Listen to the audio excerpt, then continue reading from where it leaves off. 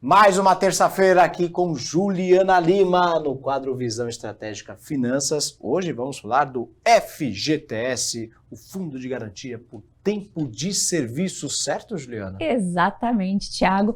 E apesar de não ser um assunto totalmente destinado à minha área, que é de investimento, mas ele está muito relacionado ao seu planejamento financeiro, né? Então, se você o tem, é importante você saber as condições para que você realmente consiga desenhar o seu planejamento de forma mais adequada. O FGTS, ele foi criado em 1966, entrou em vigor em 1967, mas ele se tornou obrigatório somente em 1988. E ele surgiu realmente para proteger nós trabalhadores da classe de CLT. Então, se a gente tem realmente nossa carteira de trabalho registrada, isso faz com que a gente tenha os depósitos do FGTS realizados de forma mensal pelo nosso empregador. Hoje, esse percentual ele está em 8%, então mensalmente esse valor ele tem que ser depositado e não pode ser descontado de nós empregados. Juliana, as pessoas que podem ter o FGTS são as pessoas que estão na CLT, carteira de trabalho, certo? Exatamente. Agora, a pessoa consegue consultar o saldo, quanto que ela tem lá no fundo? Consegue sim. Então, o advento da tecnologia fez com que a gente hoje tenha um aplicativo que a gente faz um cadastro. Então, você entra nesse aplicativo FGTS, literalmente, você faz um cadastro com seu PIS, PASEP, cadastra a sua senha e mensalmente você consegue sim acompanhar se inclusive os depósitos estão sendo realizados de forma correta.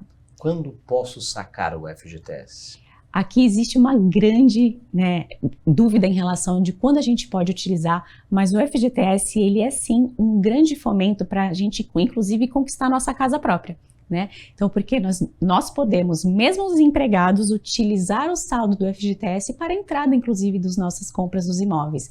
Mas a gente pode utilizar no caso de uma demissão sem justa causa, no caso de alguma doença grave, no caso se você se aposentou. Então, existem alguns critérios que a gente pode realmente utilizar e isso tem que ser muito bem detalhado para que você realmente faça uma decisão correta. Porque, não sei se algum momento a gente ainda não teve oportunidade de falar, mas às vezes a gente consegue, inclusive, trocar o nosso ativo do FGTS para um fundo que abra com uma ação específica, mas essas regras elas só surgem a cada 4 ou 5 anos, que são opções de a gente tentar melhorar nessa rentabilidade do FGTS. Falando em rentabilidade, se for deixar lá parado, quanto rende o FGTS? Essa é a grande polêmica do FGTS, né? Porque o FGTS normalmente rende 3% mais TR, que é a taxa referencial.